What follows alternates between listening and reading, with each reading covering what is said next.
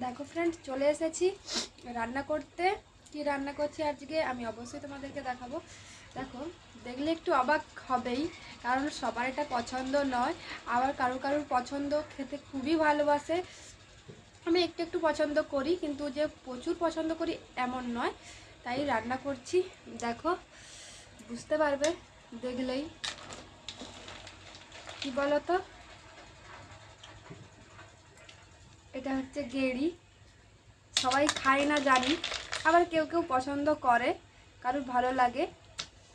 আজকে এটা আমি রান্না করব, অবশ্যই আমি শেয়ার করব রেসিপিটা। এটা শেয়ার করব বলতে এটা পুরোটাই থাকবে লং ভিডিওতে।